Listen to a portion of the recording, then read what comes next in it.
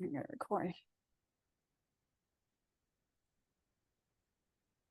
And hopefully there's always a lag in Facebook. So It seems to be, I got the alert. awesome. All right. So hello and welcome to Mimosa Hotline.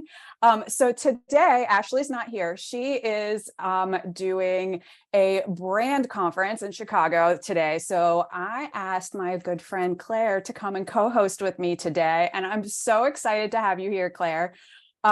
So just a few announcements just because we're Mimosa Hotline.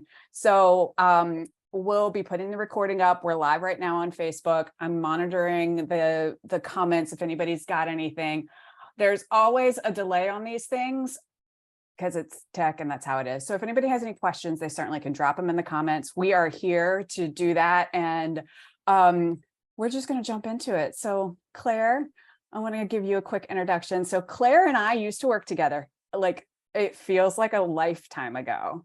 It sort of was, 15 years?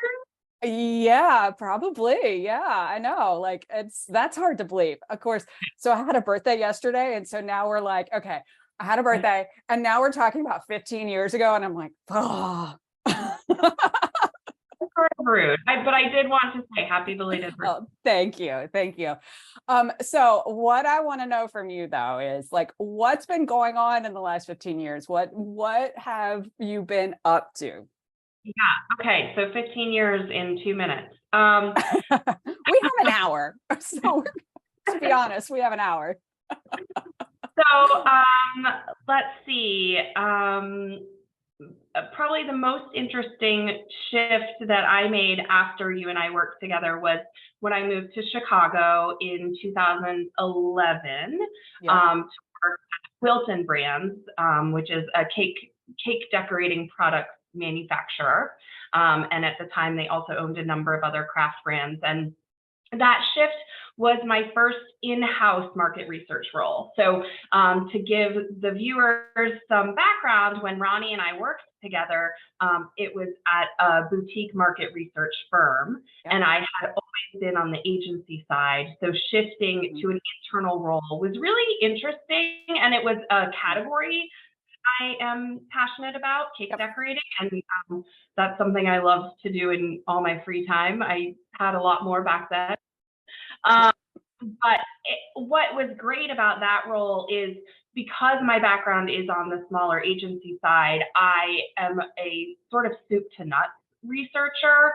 I am used to managing the whole process, and moving client side was never particularly interesting to me because those roles tend to, not always, but they tend to be a bit more either siloed or more of just a traffic cop role where you are managing vendors who are executing the research for you. Now, Wilton had a small research budget, so they actually needed someone to just come in and be the researcher. So I essentially was a vendor who lived internally, which was a great fit for me. And from there, I went back to the agency side, went to another firm, and that was still in Chicago. And then in 2016, I relocated back to North Carolina again from Chicago to work at a telecommunications company down here. And that was another internal role. So owning the research process from start to finish for a brand that had a limited research budget. That company went through a pretty significant layoff in 2019. And I mean, you know, Ronnie, I had been sort of thinking about running my own business for years, right? And at that point, when I was laid off and given a generous severance package, I was like, you know what? If I'm not going to do it now, I'm not going to do it ever. So I started my business Flow Strategy in 2019 officially. So it's been almost 4 years, which is wild. And so I am a solopreneur. I have freelancers that I work with, but I don't have any full-time employees, which is how I like it right now. But Flow Strategy is a boutique market research agency, executing research from start to finish for other agencies, but also direct clients. So I specialize in quantitative research, so I do have qualitative experience as well. And so, yeah, I can't even believe. So I guess I officially filed the paperwork in March of 2019, but I was laid off in June of 2019. So luckily I had a little bit of inkling that things were maybe going to go sideways. And yeah, so I guess it's been officially 4 years now. Wow, that's amazing. So I mean, kind of was the same way. Like I filed my paperwork July 1st and then I went on vacation. Like when I started mine, it was just, like, these are just the things that, like, as entrepreneurs, like, I feel like this is one of those things, like how you start it always comes from a story. I always tell people, like, mine started in a terrible economy. Like, these kinds of things just happen that way. So what I really want to know is, because I've known you wanted to be an entrepreneur for years, how do you like it? Like anything, it has its positives and its negatives, right? Yeah. Financially, it's much more stressful. Yeah. But outside of that, I love it. Yeah. Sometimes, to be totally candid, when business is a little bit slow, I get a little bit anxious, think about, updating my resume, sending that out. And then I think about working for someone and I don't send out my resume. I really do love the flexibility that I have, and I love the ownership that I have over the work that I'm doing. So yeah, I think, all in all, it's more positive than it is negative. Yeah. Well, I think too, as entrepreneurs, we all kind of get into it because we're like solving a problem, obviously. And I don't think we're really prepared exactly for what it is. Like, I work probably more hours now than I ever did for somebody else. Yeah. Yeah. And it's scarier, right? Mm-hmm. Well, in a way. Mm-hmm. This is a little bit of an anecdote, but a friend the other day was mentioning her husband just started a contract position versus being an FTE at a company. Mm-hmm. And she's nervous about that because there's no guarantee for how long it will be. Right. And I said, and Ronnie, I said, well, there's no guarantee when you're an employee either. I have been laid off from 2 companies where my boss has told me the business wouldn't run without me. And it obviously does run without me. And, everyone is replaceable, but nothing is guaranteed, even when you are a salaried employee. So on the one hand, it does feel financially riskier, but on the other hand, when I think about my past experiences, the only difference really is I wouldn't have an official severance if my business. But yeah. Yeah. That's kind of one of those things too. I always look at it and go, so I kind of did the whole, like, go out on my own. And of course, as an entrepreneur, like, you do a gazillion different things. Like, my business has been like 15 different things over the past 17 years. But I actually got wooed back to a software startup and went back to a W-2 like position in a company. And it was a great opportunity. I was really glad I did it at the time. The guy that started it, he had a lot of experience. He was a serial entrepreneur. And I'm like, this is interesting. I've never worked in software. Like, I want to feel this out. Like, this kind of seems exciting and fun. And of course, he gave me the big spiel about, like, you're getting in on the ground floor. I'm taking this company public. You'll have, stock options. And when I do, blah, blah, blah, blah, all that kind of great stuff. And, I get back into it and, you get up and you got to be at the office at 9 a.m. every day. You got to commute to the office. You're sitting in there. It was a small team. So there were really only 4 of us in there, but I was sitting there and he'd come in for meetings and all these things. And I'm like, I am the worst employee ever. Terrible employee. Now that I've been on my own, like, it was it's hard to go back to that where you're kind of like, I see what you're doing here as a business owner. And I'm like, this is not going to work, but I can't say anything. That's not my role. Right. You're not paying me to say that. So I kind of, and in that particular position, COVID ended up hitting. We were in the vacation rental space. COVID hit, they laid everybody off. So lucky for me, I was able to get all that great unemployment because I was a W-2 employee. So it kind of like worked out. I didn't give my business up. I still had a couple of small clients, kind of kept them going. So I wasn't starting from zero all over again, but still I was, felt like I was, behind the 8 ball yet again, practically starting over. But coming out of it, that first day, you're like, fuck, this sucks. And then by the next day, I was like, this is probably the best thing that ever happened to me. Yeah. And you've done it before, you can do it again. Right. Exactly. Yeah. But I make the worst employee. I think at this point, I do believe I was a very good employee when I was an employee, but now I would not be. No, I'm a terrible employee. Some days I'm like, I'm kind of a terrible employee to myself and I work for myself. Well, yeah. My level of distraction is high for sure. Oh my God. And you have a kid. I don't, and I still get those distractions. At least you kind of have a nice excuse. Full time, so it's not like she's home.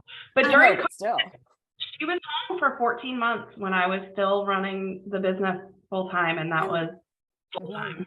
Yeah, well, and it's one of those things. Like, I mean, I don't have kids, but I looked at parents and thought, I don't know how they're doing it. It's hard for me to do it, and I don't have them. I don't know how. I just don't know how they're doing it. It was a rough few years. Yeah. I mean, I only have a dog, and even that, she still comes in and barges in when you're working from home. Like, it just is. Yeah. It's really funny. This is just another anecdote about being a parent post-COVID. I shouldn't even say post-COVID. We're still. I would say it though. But if she has a fever, she has to stay home for 24 hours. So she'll be home maybe 2 or 3 days at a time. And by lunchtime on day 1, I feel like I'm losing my mind. I'm like, how did I did this for 14 months. I don't understand. I think everyone just sort of collectively just did what they had to do to survive. But now I'm like, you gotta go. I love you, but get out here. So. Yeah, I mean, well, I think too, that's the thing in the entrepreneur journey. Ashley, my co-host that I normally have on Mimosa Hotline with me, her and I kind of started this during COVID because we were so isolated, particularly as entrepreneurs. I mean, you probably went through the same thing, and you had all of these other responsibilities, and you're isolated. And as entrepreneurs, being an entrepreneur is isolating even without that. Yeah, absolutely. Yeah. And so we kind of started this, and it was just kind of a pact between the two of us. So let's just get on the phone and talk. We just need somebody to socialize with, even if it's not in person. Mm-hmm. And she lived in Portland at the time. She's in Chicago now, but we started it, and we would because business is such a big part of our lives. We eventually were kind of we need to have these conversations with other people, because she would talk to me about things about being an entrepreneur, and where she's in branding, I'm in marketing and business strategy. And so we would talk about things, and she's a few years behind me in the entrepreneurial journey. And she'd be like, I'm going through this, this, and this. And I'm like, that's totally normal. We all do that. And she was like, I didn't know that. Yeah.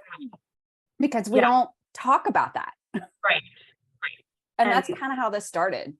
Yeah, that's really smart. And it's like anything in life, when you're going through a challenge and you feel very alone, and then you get validation from other people who've been through it, you're like, oh, so I'm not crazy, or I'm not broken, or I'm not, doing it wrong. This is normal. This is expected. But if it's not spoken about regularly, you're not going to have any idea. Yeah, well, and I think too, I mean, I don't know kind of what your marketing strategy is for you. I want to ask you about that too. But As outwardly, we see other entrepreneurs or we do it ourselves, and you see the best of what we want you to see.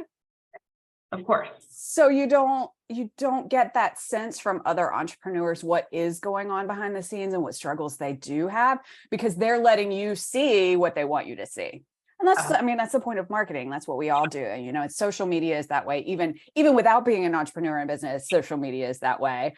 And so like these conversations are that time that we're like, you know what? It's not always great. It's not, I love it. Don't get me wrong. I wouldn't trade it for anything. But there are days it kind of sucks. Mm-hmm. I joked with a friend last week. I was like, I almost quit my job today, which is very weird because I am my own boss. I try and fire myself sometimes. Yeah, and so I want to ask you too, like being more kind of like an agency, like I'm more of just a consultant coach, right. Kind of is. The kind of work that you do and the kind of work really that Ashley does, she's kind of very similar in this. I want to know, like, marketing, I find whenever I talk to any one of my clients and I ask them, like, what's their biggest challenge? Every single one of them, I can guarantee 100% of them are going to say marketing. Yeah. So, every one of them. Well, and you're in marketing research, like, this is why people come to you, like, right. Granted, from my side, being more on the business strategy and operations kind of side, sometimes that is the problem. Lots of times it's not, but they think it's marketing. So like, how do you kind of get clients and market and all of those things, being kind of the agency that you are? I'm curious now. No, your timing on this question couldn't be better or more challenging to answer. So I was very fortunate. When I launched my business, I won a quite large project with another larger market research agency. And I have continued to work with them since 2019. So we're going on 4 years of this relationship. Nice. So there are benefits to that and challenges. That organization actually white labels me. So their clients think that I work for them, which is an understandable arrangement, but it does not give me the opportunity to build my business with those clients. Because that work has been ongoing and relatively consistent for 4 years, I got pretty complacent, especially during COVID, because the bids were not competitive. When they were selling projects that needed my support, they were coming to me. So I was not having to sell.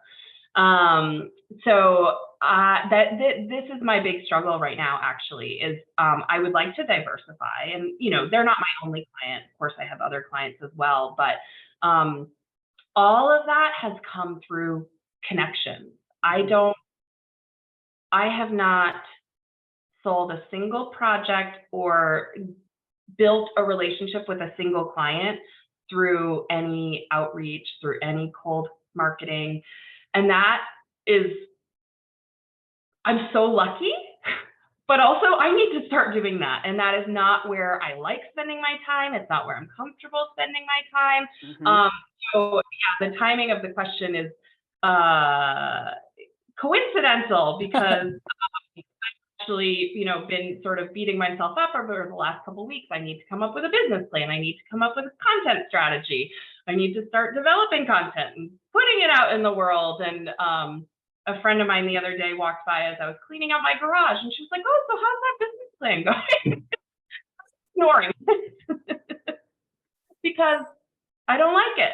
So yeah, to answer your question, how do I market my business? The answer is I don't. Yeah.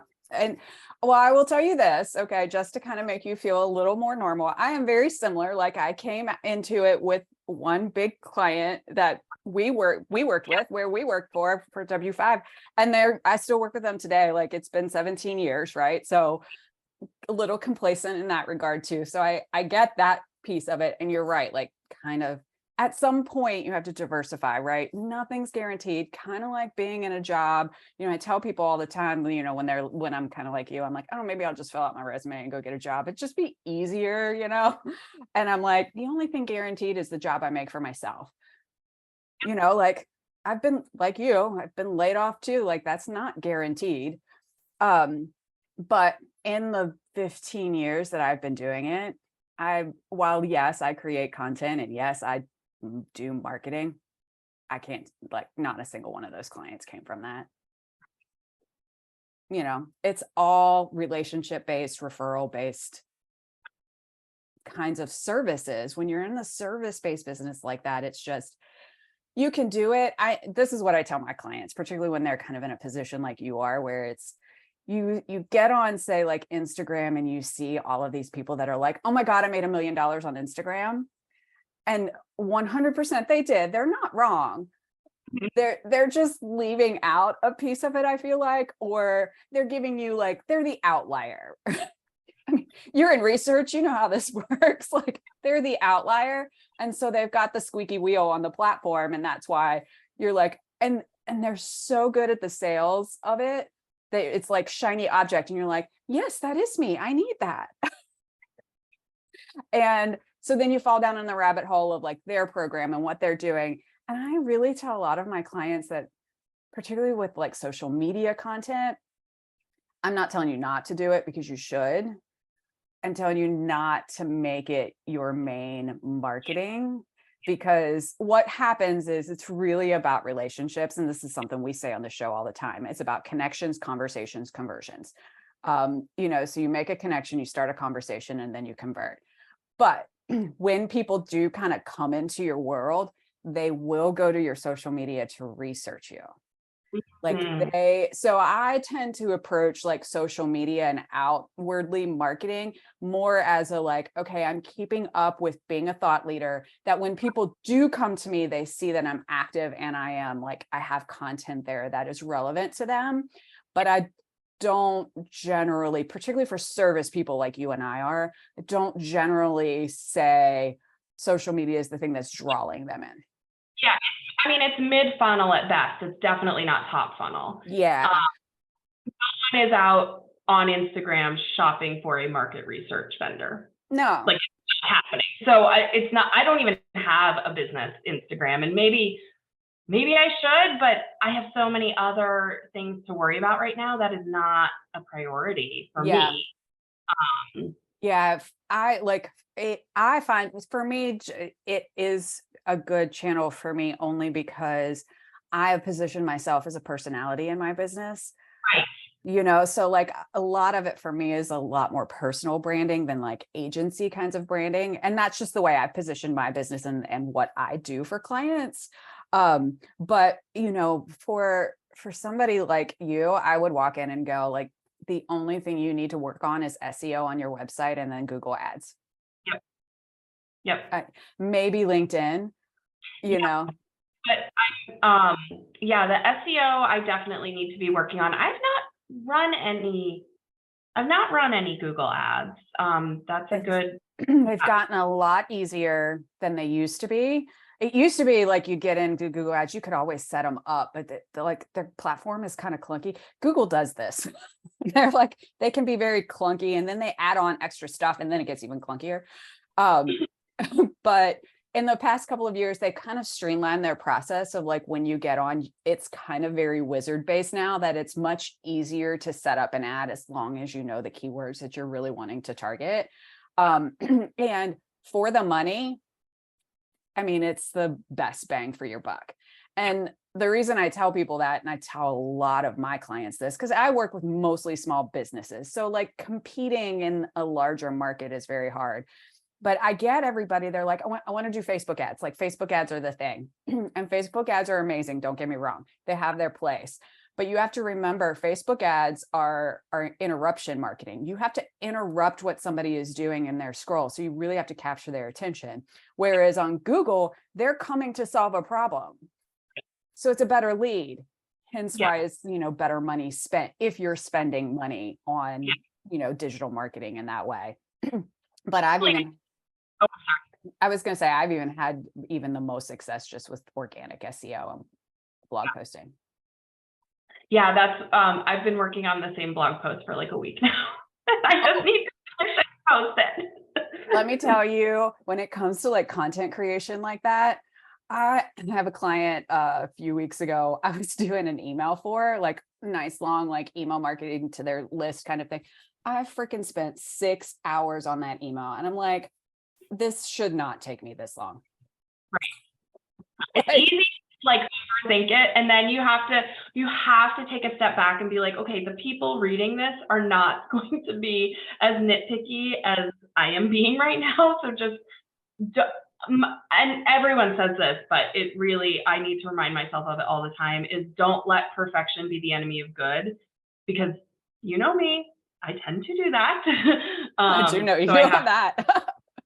yeah, I need to do is write it on a Post-it and put it on my monitor. Yeah. Well, and I also tell people too, because I do this as well, particularly with not as much content, but when it comes to like programming, if I want to do like an actual like online course or a program and that, like I stall myself up trying to like be a perfectionist in the content of the course and then the outwardly marketing of that, and then I get into other programs and they're just like thrown together, and I keep thinking to myself, my half-assed effort is better than somebody else's like 100%, and I'm like, so Yeah. I need to like, and I'm my own worst enemy. Yes. All yes, the time. I'm my own worst enemy when it comes to that stuff. Well, and then I also get into the whole like mindset of like, oh, I want to run this program, but I have to build the whole thing before I can actually do it. And I'm like, no, you don't. Sell the ghost. Like, build it when somebody buys, because I'm a procrastinator too. Like, somebody buys it, then I'm going to do it, and I'm going to do it fast. Yeah, that I would say is probably one of the hardest parts about being my own boss for me is, of course, projects often have deadlines, but for this type of work, the only deadline is the deadline that I impose. Uh-huh. So if I have to do that, I will let it just creep and crawl into the next week and next month. And so yeah, it's definitely learning how to hold your own feet to the fire, basically. If you are a person who works that way, which I are, so you have to force it because you don't have a manager who's going to force that deadline on you. Yeah. Luckily for my clients, they have me, so I do that for them a lot. Yeah. I'm like, we need to get moving here. Like, get me something. Or I just kind of go off and do things and like don't tell them, and then all of a sudden they like get a sale and they're like, oh shit. I'm like, yeah, see what I did there. Yeah. But I will say that is something I think I have learned in the last, I don't know, probably like 2 or 3 years, a little bit better. I've always been one, like I did everything on my own. Everything was solo. Like, yes, I helped my clients kind of like I was part of their team, but for myself, it's always been fairly like solo in nature of like anything I do. And I will say in the last couple of years, it's been really nice to partner with people on collaborations. Like Mimosa Hotline is a really great example. Ashley and I do this together. And so we kind of keep each other accountable to all of getting things done. I mean, we still kind of impose our own deadlines on things. And yeah, sure, we miss them every now and again. But I feel like I have to get it done because she's counting on me. And it's having like a gym accountability buddy. Like if you sign up to work out together, you're going to show up. Whereas if you're just going on your own, maybe I got busy. Yeah. It's easy. It's really easy to do. And I think that's very common for entrepreneurs. Like, I think these are all things we all do. And then we are sitting isolated in our home offices like this and don't realize, and then we beat ourselves up over it. Like we beat ourselves up over it. Or I find this happens a lot, and this happens to me a lot, is I get in the mode where, okay, I need to kind of be in a marketing sales mindset. So I jump in and I do a lot of stuff and make some connections. I get some proposals. I win a few jobs. And then I filled my calendar up of work. So then I stopped doing that. And it's like this vicious up and down all the time. And so like trying to figure out how to make that consistent all the time is really hard when you're doing it on your own. The kind of like feast or famine nature of the business it was something that took a long time for me to get used to. And even, I mean, you know this, like even when I was an employee of a research agency, there are seasons that are busier than others, right? Like Q4 is always really busy because people are using up their budget so that their budgets don't get cut the following year. So there always was that feast or famine nature in terms of the work and how busy you were, but we were salaried. And so like your pay was not variable. But yeah, that is challenging to like sell enough, but not sell too much that you can't keep up with the business itself, because keeping up with the business is part of the job as well. Yeah, I mean, I'm kind of in that season right now where I went, so like in January, kind of early February, I had this lull in things that I kind of like sat around and I was like, okay, did I really get everything done? Or did I forget everything I need to do? Like, maybe I just forgot everything and I'm like really fucking up right now. But then all of a sudden, like, okay, now I've went and gotten a couple of, new clients, I've onboarded them. And so now I've gotten myself to this point where I'm so busy at the moment that, and I'm not only doing this with my own kind of work of like, how do I get my name and services out there? But I'm getting to the point even with clients, because they all want to like, we need to have a stand-up, we need to have a meeting, we need to do this, we need to do that. And I'm like, you guys are filling up my time with meetings that now I don't have any time to do anything. You gave me 14 things in that meeting, and now because we had to have a 2-hour meeting, I don't have an hour to actually go do said 14 things. And that's kind of where I've been at in the last couple of months. I don't know. Have you noticed in the last couple of months things picking up? No. No. I've been quite enjoying volunteering and playing tennis twice a week each. Oh. That's well, getting complacent is I'm like, I kind of enjoy this downtime, but you can only enjoy downtime for so long before. Yeah. I have a call tomorrow for a big potential project. So things I think will start to pick back up, but it has not yet for me. No. Yeah. And are you finding that, like, I am finding that with clients, in my clients that work with larger clients are a little bit slow, because I think corporate is, I think they have money. They just don't know what's happening because the economy is so like volatile right now. I think they're just like, I don't know what to do, so I'm just going to sit on my hands. I think that's true. It's the projects that are with large corporations that are full, not getting renewed, like a brand tracker not getting renewed, that type of thing. For those big organizations that are going through a lot of layoffs, tightening their purse strings. So I'm also wanting to shift my focus to smaller businesses, because while those big contracts are great, they are pretty volatile at this point. Yeah. And I think that's just an economy thing. You can get into the debate of like, are we going into recession? Are we not? Who knows? Like, who knows? But I can tell you, I can see from a corporate perspective, they may have money, but they're sitting on it because they don't know what's going to happen. I mean, I don't either. I mean, I don't think anybody does. It's really kind of like wild craziness out there. It's weird. Yeah. It's a really weird time. But I will say, I think small business, and I think that this is a good conversation now to talk about, like, so will you kind of pivot a little bit? Like, how will you pivot that, knowing that those big contracts might be like not going as fast as they need to, or might not have as many? Like, how will you pivot that and kind of meet people where they're at?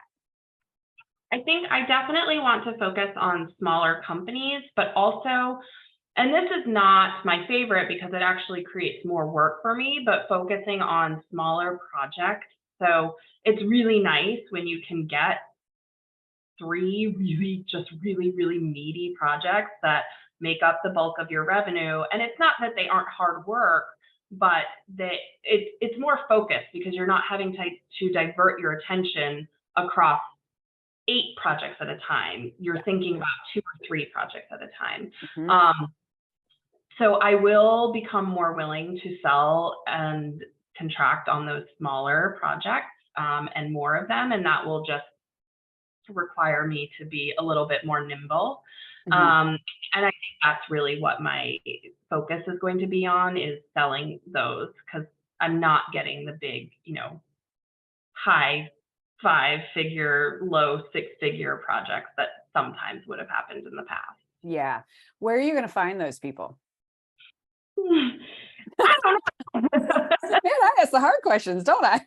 Yeah, you do. Yeah, I mean, that's where I really, I am a little bit at a loss in terms of how to connect with businesses. I am, like I said, I need to develop a content strategy, and a long time ago, maybe even, it might even have been before I got laid off, but after I started my business, I think I ran some LinkedIn ads and it did nothing.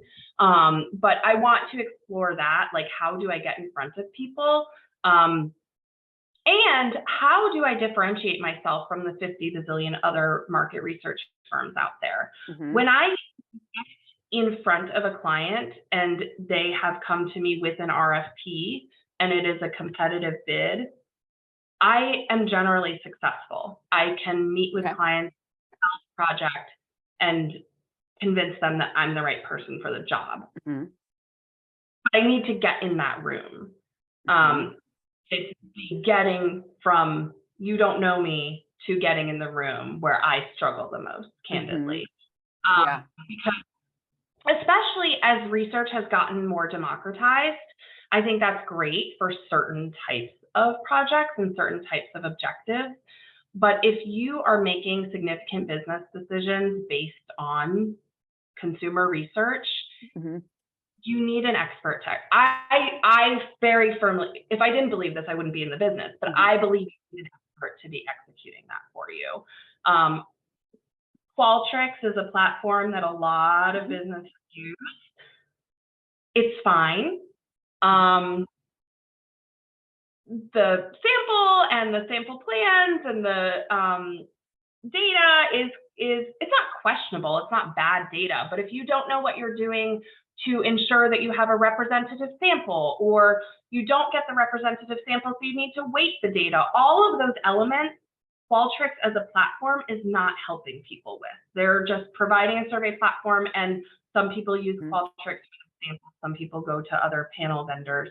But if you don't know what you're doing, or if you don't have someone you're working with who knows what they are doing, it's sort of a garbage in, garbage out situation on the data. Like, if you don't set quotas, this is a very specific example, but if you don't set quotas that reflect your target audience, you're going to end up with a whole lot of 35 to 54-year-old white women in your sample. And that might not be reflective of your target audience. If it is, fine, but it's just, there are just those small elements that, because research has been so democratized, people just don't know about. So they're like, oh, I can script the survey and launch it and it'll be great. Sure. But will your data reflect your audience? I don't believe so. So it's convincing people of that. Yeah. Well, and that's kind of like where content as a thought leader comes in for you, that like can really show that to people. But I also find, and my clients very much are more like us, they're solopreneurs or really small businesses, but I find the real problem, even if they were to even get to that point where I'm like, hey, you need some market research, they don't even know who their target is. Like, I mean, I get that all the time. That's always one of my very first questions to people. Well, besides the, like, what's your biggest challenge? And they tell me marketing, because that's always everybody's challenge. I always say, like, okay, who's your target audience? Like, who do you sell to? Like, who are we targeting here? And they're like, everybody. And I love the enthusiasm. Don't get me wrong. I think it's amazing. And you're right. You can probably help everybody, but I can't help you with everybody. Because if you're talking to everybody, you're talking to nobody. Yeah. You're just in the sea of sameness. So even before they kind of get to you and the research side of things, they got to know who that person is. And lots of times they don't. Well, research can help with that too, if you have the budget to figure that out. Right. So, if you truly do not understand who, like, let's say just very simply speaking, demographically, your target audience is, you would launch a nationally representative survey and maybe run a mini concept test in that. So you're talking to people who look like the full total US, and then you run your mini concept test, or you present, your brand positioning and see who it's most appealing to. Oh, okay, the audience who are most attracted to this product or service tend to be younger men. The data will tell you that, and then you know who you need to go out and do deeper dive work with. And so that's where research can help you get to that target audience, and then you can do deeper dive work with that target audience as well. Yeah. Yeah. Well, and I had actually this year, because she's a branding strategist, and she's kind of gone through the year. She's probably going to watch this later and be like, I can't believe you told everybody that, but I don't care. I'll fight with her later over it. But she kind of went through the year and was like, I don't know what's going on. I used to have like 100% close rate. Like, I don't know what's happening. I can't get anybody to convert. And like, we had to go through a lot of different processes with her, but one specific thing that, she was in the middle of a move across country and there was a lot going on. So there's lots happening, but we get to the end of the year and I'm like, okay, well, number one, we're in fourth quarter. A lot of people aren't looking for a brand strategist right now. They're just trying to get through the holidays. Like I can always tell like my ebbs, or used to be able to really tell the ebbs and flows in marketing and in business, because, fourth quarter, like you said, was always a rush of like, let's get proposals in so we can get budget out the door, but they might not do the work until after the first of the year. July, August, nobody does shit anywhere, because everybody's off for the summer and they're doing a minimum what they have to.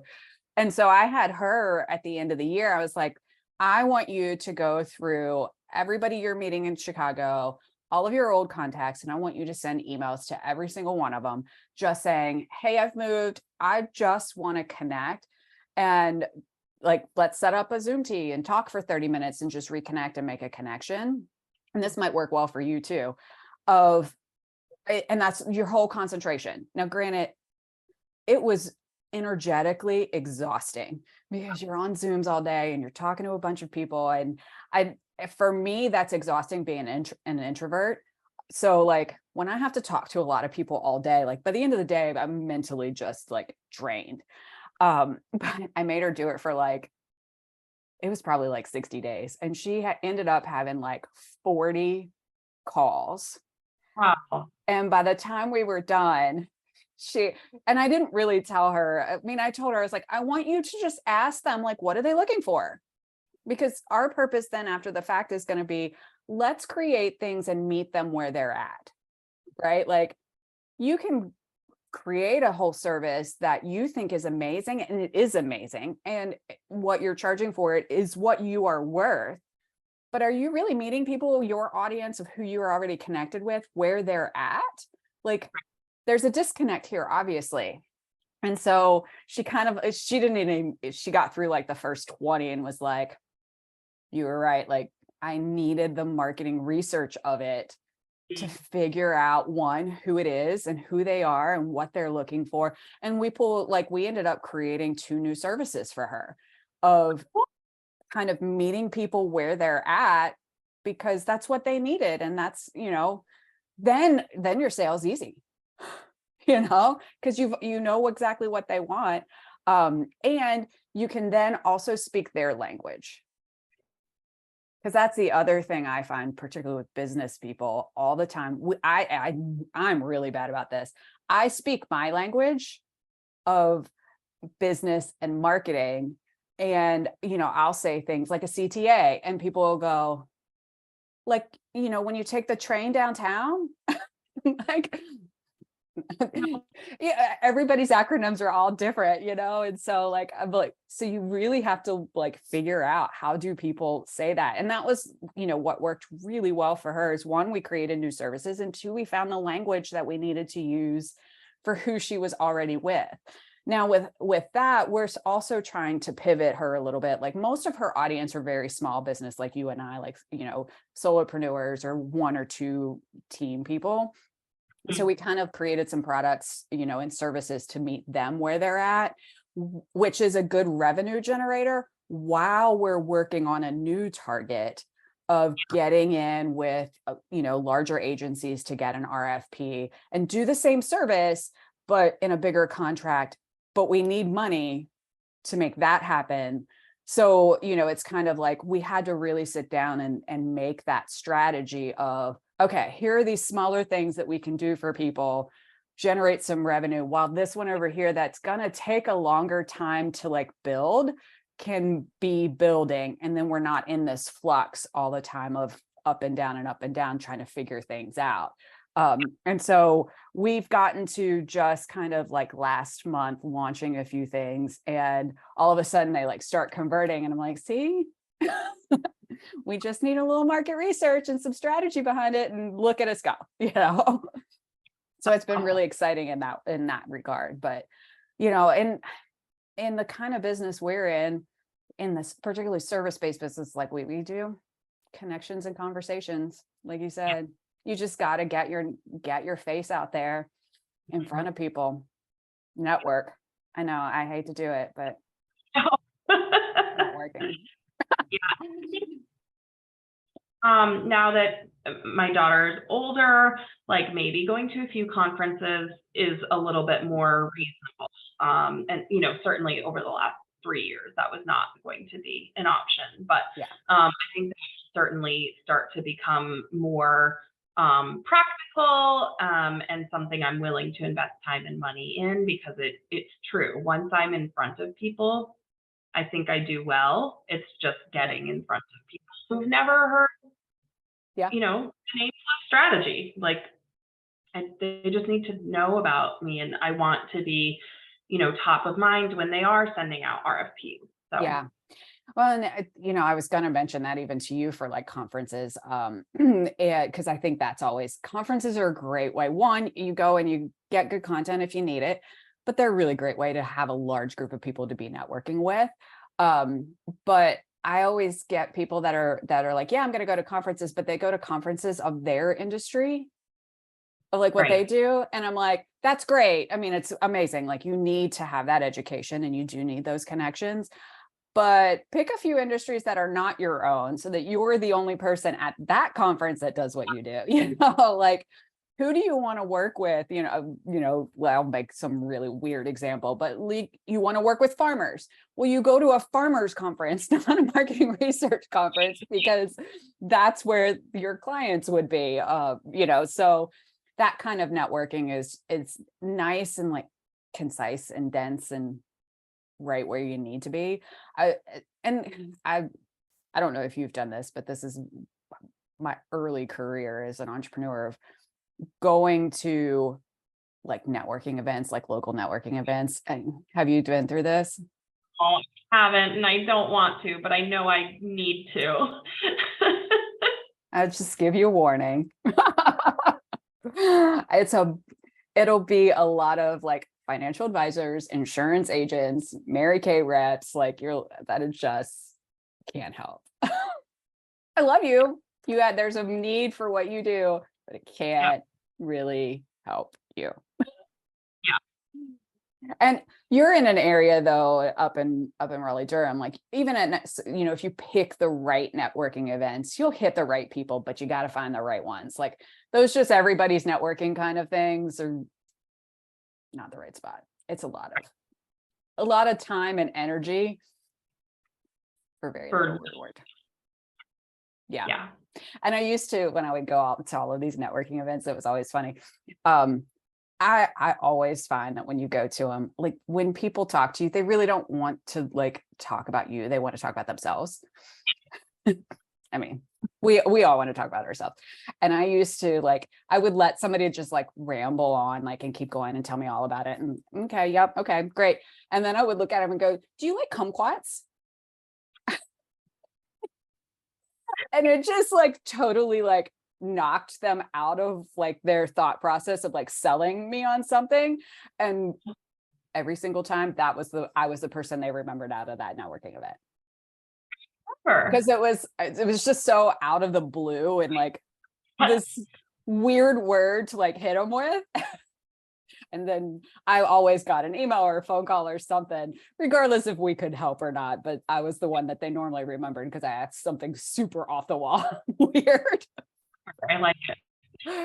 Well, and luckily for me, I have a name that's very recognizable. So I always get that a lot too. Like, and sheer luck on my part for that. Yeah. You know, not everybody has that. But the other thing that always worked for me in a networking situation, because I am an introvert, I find networking very awkward to just like walk into a room with people. Like, it's weird to me to walk in a room of strangers and be like, hey, let's talk about stuff. Like, you don't know me, but call me maybe, you know, kind of thing.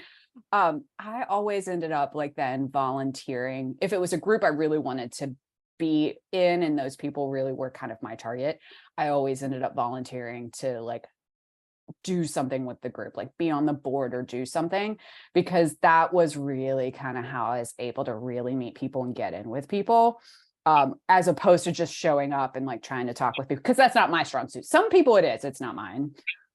Not mine either. And you forge a deeper, and for me, it would feel like a more authentic connection versus just a sort of quick hit conversation. Yeah. Here's my, you know, you don't want to spray, you know, your business card everywhere. Like, and I always really liked working like the check-in table because, one, I'm terrible with names. So it kind of helped me a little bit with everybody's name, but it also like every single person has to walk up to you, you know, like, so the check-in table was always a good spot to like kind of sit at and help with, because you could assess who's coming and going and who then, once you're done, who you really want to target on who you want to meet, because you've already like had that like little bit of a first introduction. That's always, those were my networking tricks when I was doing a lot of networking, was ask a really off the wall question and work the check-in table. So any final, we've got about 5 minutes, like any final things you want to mention or talk about or catch up on?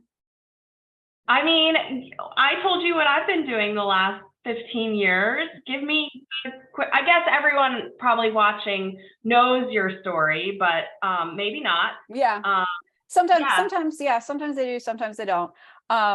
Yeah. So, I mean, like you, we worked together at W5, and then that's when I started my company as well. And I mean, for years, it just kind of, I did that thing where I would do something for somebody and then I get this shiny object syndrome, and I'm like, oh, I can do that. I can organize offices. And then I was an office organizer for like 6 months.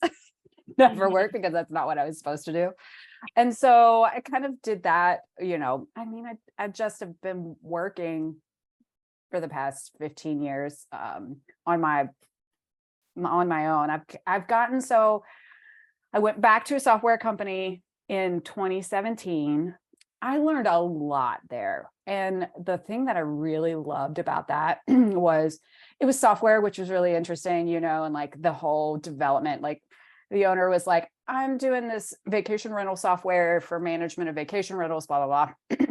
And he was like, you know, I'm launching it in 30 days. And I was like, okay, like, and you just started this? And he was like, yeah, I have a whole development team in the Ukraine and we're launching in like 30 days. So I like need a website, like I need everything, because I was hired as the director of marketing.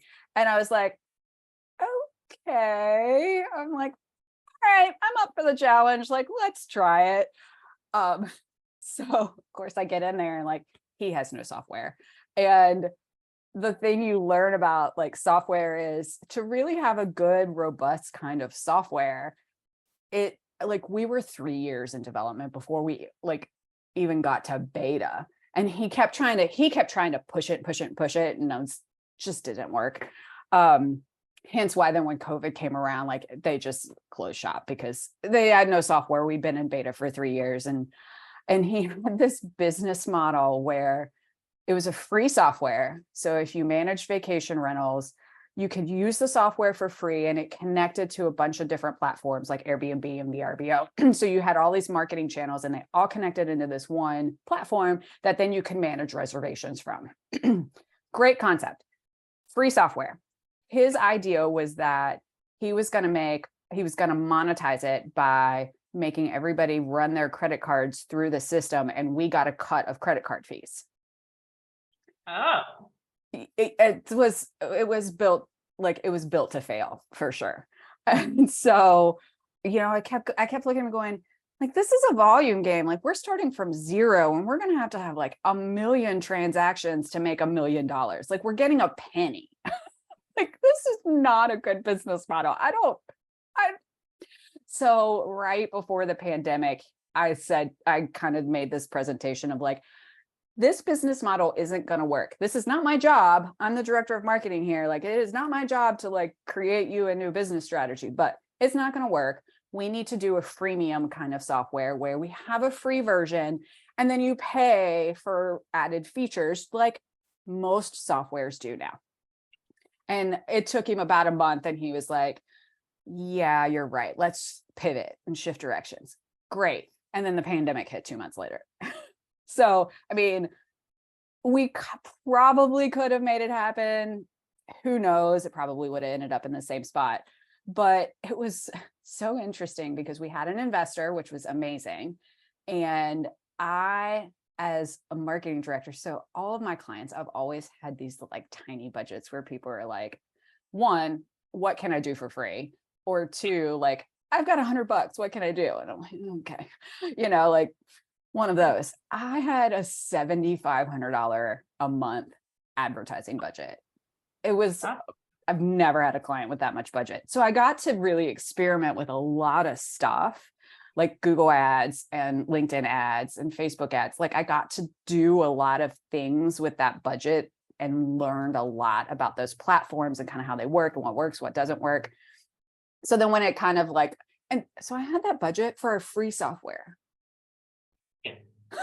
Like, it makes no sense, right? Like, you get what I'm saying.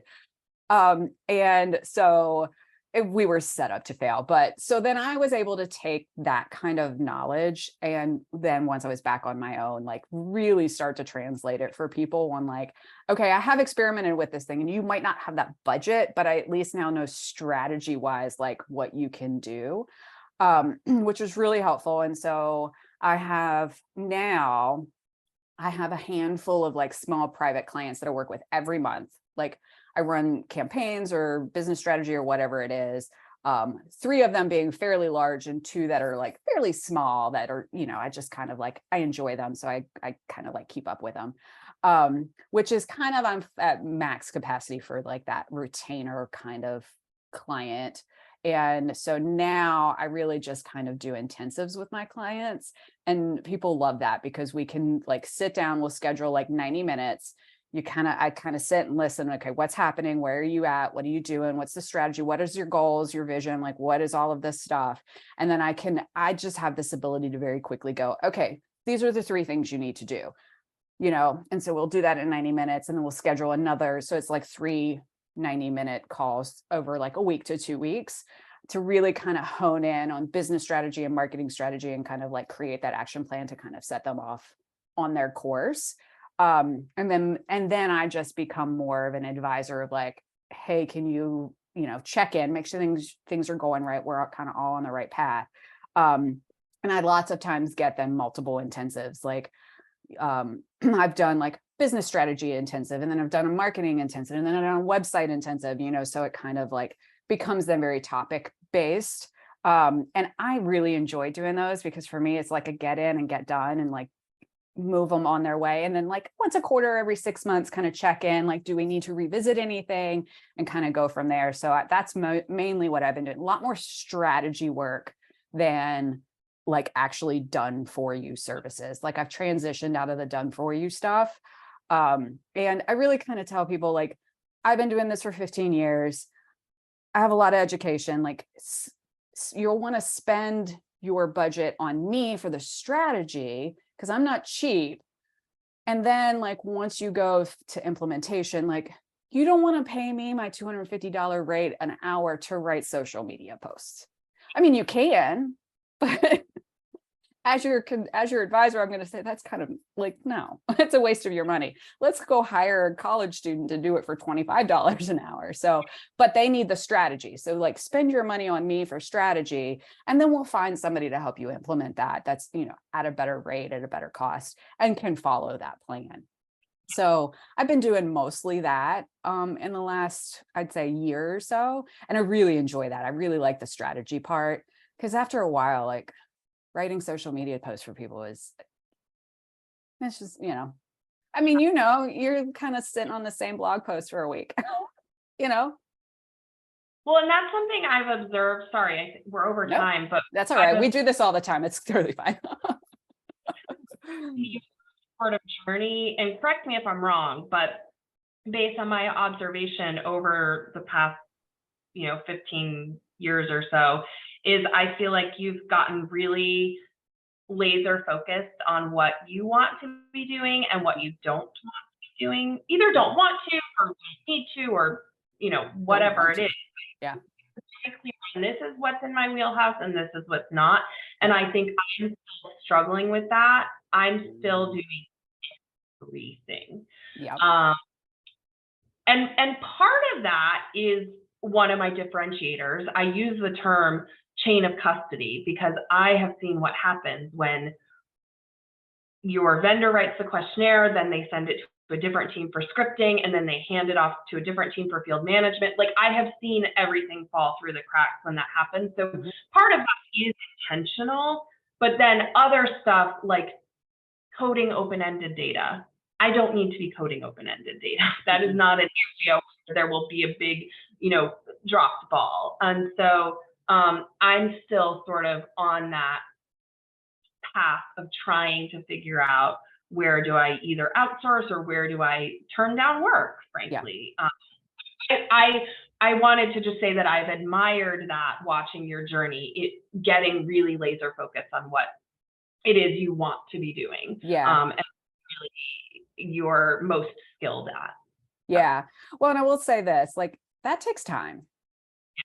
Like sometimes you just got to try a lot of stuff to even get to that point. And I mean, at this point, like, I've been doing this now for 15 years, like on my own 15 years.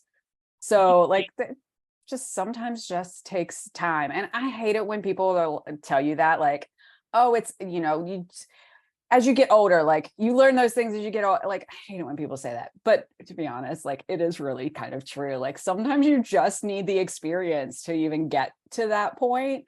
And I find with my clients, most of the time they come to me for something very tactical, like in marketing, like let's look at a Facebook campaign, or let's look at a campaign of some sort, or like very tactical in nature. And they kind of get into my world with that and then go, okay, well, now I can't make a decision without you. And so then I tend to then become a little bit more consultant coach in that regard.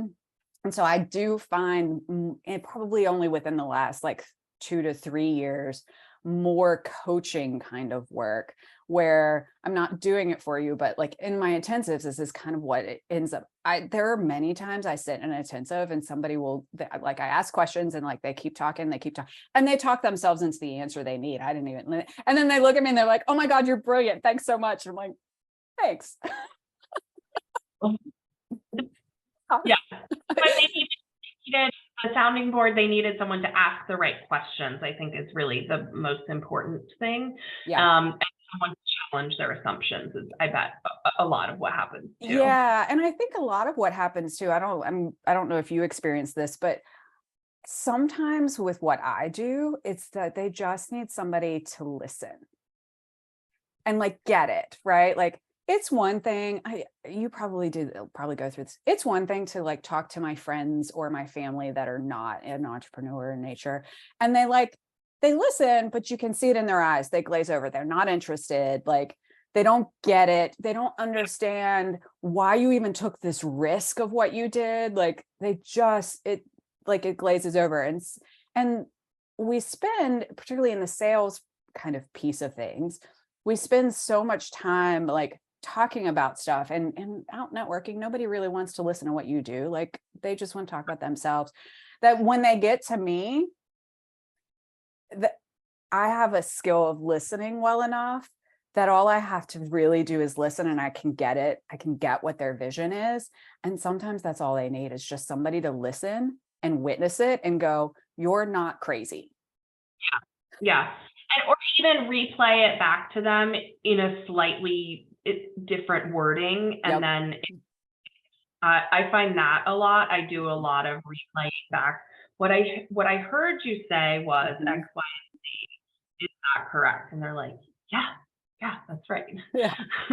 Yep. Yeah. It's interesting, like working with so many different people and like their perspectives and like just how they do things. And every single one of my clients is different. Like my retainer clients, every single one of them does something different.